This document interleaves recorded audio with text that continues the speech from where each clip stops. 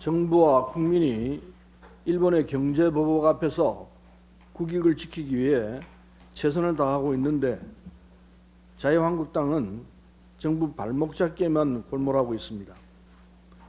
북한 미사일 발사 후 황교안 대표는 한반도 평화는 신기루라며 남북 군사 합의 폐기를 재차 주장했고, 나경원 원내대표는 문재인 대통령이 안보의 가장 큰 위험 요소라고 비난하고 나섰습니다. 일각에서는 문재인 대통령이 적이라는 표현도 했다고 알려지고 있습니다.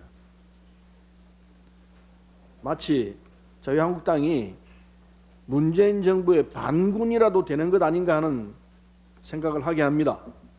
지나칩니다.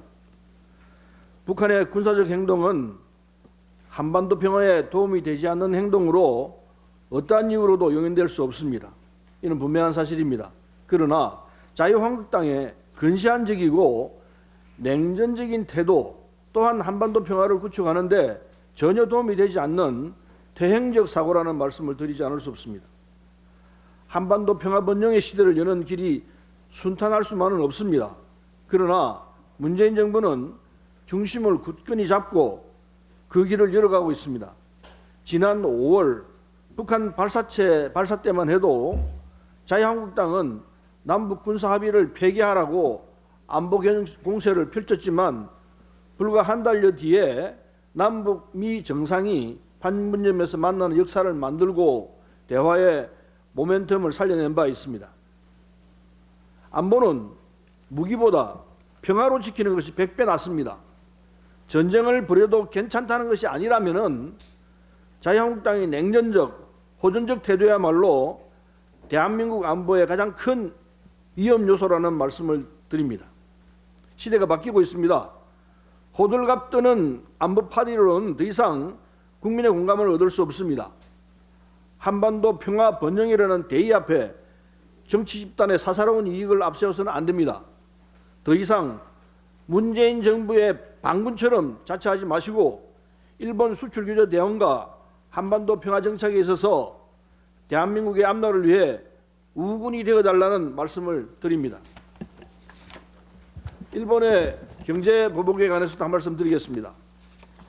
일본의 백색국가 제외 조치가 임박해 오면서 일본의 경제보복 정국이 중대 분수령을 맡고 있습니다.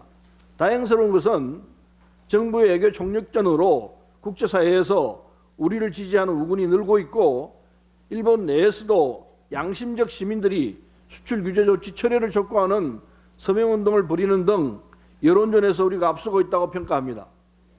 지난 26일 필리핀에서 아시아 태평양의 평화 번영을 위한 국제대회에 참가한 11개국이 보복성 수출 규제에 나선 일본 정부를 강력하게 규탄하고 일본 제국주의 시절 전쟁 범죄에 대한 일본 정부의 사죄와 배상을 받아내기 위해 끝까지 노력하기로 뜻을 모았다고 합니다.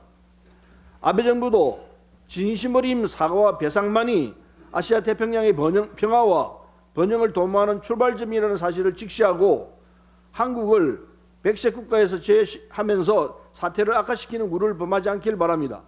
속히 외교적 해법의 장으로 나오기 바랍니다. 이상입니다.